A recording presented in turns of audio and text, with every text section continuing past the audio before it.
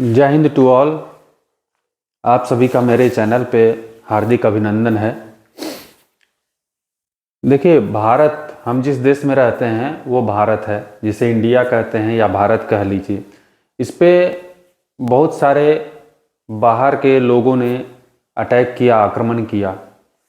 समय समय पे बीच बीच में आक्रमण चलते रहते थे, क्योंकि भारत को उस समय सोने की चिड़िया कहा जाता था। इसलिए सभी की ललक थी कि इस भारत प्रदेश को, भारत देश को जा करके देखा जाए, इसे जीता जाए, विजिट भी किया जाए, जीता भी जाए और अपना शासन वहाँ तक फैलाया जाए। तो आज हम अपने इस चैनल पे उसी के बारे में कुछ डिस्कशन करेंगे कि किस समय कौन कौन से बाहर के आक्रमणकारी किस वंश के आए और यहाँ आक्रमण किया, यहाँ के प्रदेश विजित किए, जीते। तो चलिए चलते हैं अपने चैनल पे और आगे इस लिस्ट को और शासकों के नाम को देखते हैं। देखिए, भारत पर विदेशी आक्रमण, ये भाग 1। इसमें पहला ईरानी शासक या पारसी आक्रमण के बारे में जानते हैं। ये शासक जो थे हकमनी वंश के आते थे। इसमें शासक पहला था साइरस, जो आक्रमण तो किया लेकिन असफल रहा। इसी ईरान से ही संबंधित था शासक दारेबाहु, डेरियस प्रथम। ये भी उसी वंश का शासक था, हकमनी वंश, हकमनी शासक कह सकते हैं। ये 516 ईसा पूर्व में इसने आक्रमण किया था। पहला विदेशी आक्रमणकर्ता इसको माना जाता है और इसने सिंध के पश्चिमी भाग का कुछ हिस्सा बिस्वा प्रांत को जीता था। दूसरा है यूनानी आक्रमण। यूनानी को मकदूनियाई भी कहा जाता था या कहा जाता है। इसमें प्रथम यूनानी आक्रमणकर्ता सिकंदर, जो बहुत फेमस और चर्चित नाम है।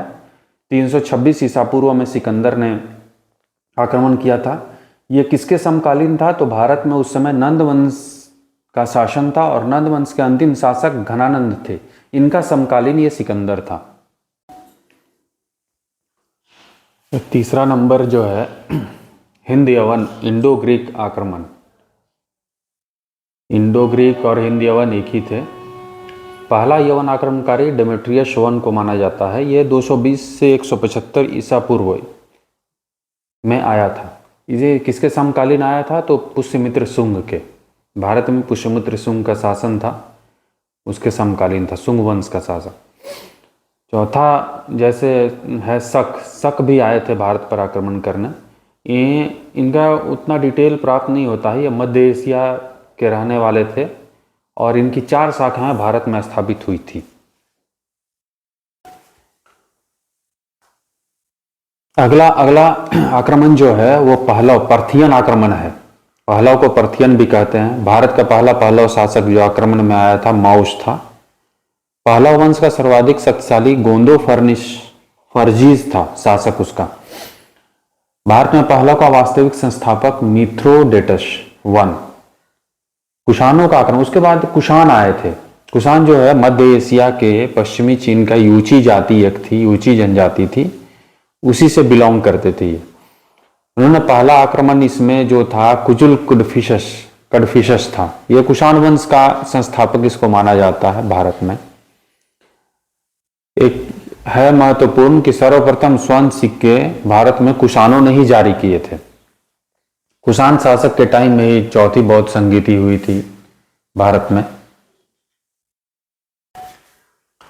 तो देखिए, अगला आक्रमण हूनों ने आक्रमण किया था। हून जो है मध्य एशिया से आए थे। मध्य एशिया की बर्बर जाति थी ये एक। और स्कंदगुप्त के शासनकाल में, स्कंदगुप्त जो है गुप्त वंश का प्रतापी शासक था। इसके टाइम में हुआ था हूनों का आक्रमण। हून में पहला आक्रमण किया था खुशनेबाज, दूसरा आक्रमण तोरमान के नाम था, यह नेतृत्व करता था दोनों। अंतिम आक्रमण जो था उसका मिहिर कुल का था। इसने मालवा में अपना साम्राज्य भी स्थापित किया था, मालवा विजय किया था इसने। अब भारत पर विदेशी आक्रमण का भाग 2 देखते हैं। इसमें अरबों का आक्रमण पहले आता है। इसमें पहला मुस्लिम था। अरब क्या थे? वो मुस्लिम ही थे, मुस्लिम धर्म को मानते थे। ये पहला मुस्लिम आता मोहम्मद बिन कासिम 712 ईस्वी। ईसा के जन्म के बाद 712 ईस्वी में। समकालीन सिंध शासक कौन था उस समय? दाहिर शेन। देखिए पहली बार जजिया कर जो है ना मोहम्मद बिन कासिम में ही लगाया था भारत में। जजिया कर क्या है? हिंदुओं पर लगने वाला कर था ये। अब तुर्क आए। तुर्क जो है वो भी एक तरह से मुस्लिम जाति से ही बिलोंग करते थे, मुस्लिम धर्म से बिलोंग करते थे। पहला था सुबुक्तगीन, इसी से संबंधित थे मोहम्मद गजनवी, ये भी तुर्क से ही थे, जिसने भारत पर 17 बार आक्रमण किया था। 1025 में इसने सोमनाथ मंदिर पर आक्रमण किया जो गुजरात में है। सुल्तान की उपाधि पहली बार धारण करने वाला मोहम्मद गजनवी ही था। इसी तुर्क से ही रिलेटेड है मोहम्मद गोरी, जो करीब 1175 में इसने मुल्तान पर विजय प्राप्त की थी। और भारत में मुस्लिम साम्राज्य का वास्तविक और असली संस्थापक इसी को माना जाता है। इसी की लड़ाई इससे पृथ्वीराज चौहान से 1191 तराइन का युद्ध, 1192 तराइन का द्वितीय युद्ध हुआ था, जिसमें दूसरे युद्ध में पृथ्वीराज चौहान की हार हुई थी। और कुतुबुद्दीन ऐबक, जिसने, वो भी एक तुर्क ही था जो गुलाम था, मोहम्मद गोरी का गुलाम था, जिसने भारत में गुलाम वंश या दास वंश की स्थापना की और दिल्ली सल्तनत की शुरुआत की। कुतुबुद्दीन ऐबक। देखिए अगला आक्रमणकारी बाबर। बाबर का नाम आपने इतिहास में सुना होगा।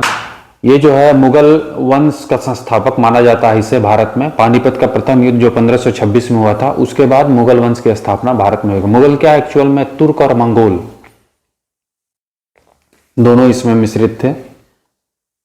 मंगोलों का आक्रमण, इसके बाद मंगोल बीच बीच में आक्रमण करते रहे भारत पे। मंगोल में चंगेज खां देखिए पहला जैसे आया, वास्तविक नाम तेमुजीन था।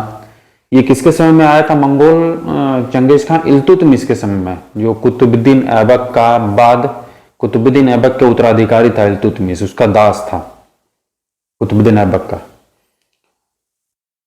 इसी मंगोलों में तैर बहादुर समकालीन शासक किसके समय में आया था? बहराम शाह के समय में। कादर खान मंगोल ही था, इसके किसी समय में आया था? अलाउद्दीन खिलजी, खिलजी वंश के समय में आया था ये। तरमाशरीन, ये भी मंगोल था, ये मोहम्मद बिन तुगलक के समय में। अंतिम मंगोल आक्रमणकारी इसी को माना जाता है, तरमाशरीन को। आगे कुछ और आक्रमणकारी के बारे में देखते हैं। तैमूरलंग मध्य एशिया से बिलोंग करता था ये। किसके समय में आया था? तो नसरुद्दीन मोहम्मद शाह, तुगलक वंश के शासक था नसरुद्दीन मोहम्मद शाह के समय में ही आक्रमण किया था। नादिर शाह, इसको ईरान का नेपोलियन भी कहा जाता है, ये मोहम्मद शाह के समय में आया था, भारत पर आक्रमण किया था इसने। अहमद शाह अब्दाली, ये नादिर शाह का सेनापति था, इसने भारत पर 7 बार आक्रमण किया। और पानीपत का तृतीय युद्ध इसी के साथ लड़ा गया था, पेशवा और अहमद शाह अब्दाली में, जिसमें पेशवा पराजित हुए थे पूर्णतः। इसका उपनाम अहमद शाह दुर्रानी था।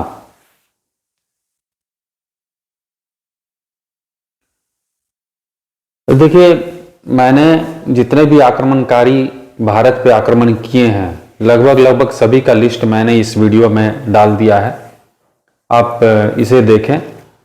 और इससे आपको एक जगह सभी आक्रमणकारियों का लिस्ट मिल जाएगा, कौन कहाँ से बिलोंग करते हैं और किसके समकालीन थे। ये एग्जाम में पूछे जाते हैं किसके समकालीन कौन थे। तो वीडियो पसंद आए तो लाइक एंड सब्सक्राइब जरूर करें, और यदि वीडियो में नए हैं, चैनल पे नए हैं, तो चैनल को सब्सक्राइब जरूर कर दें।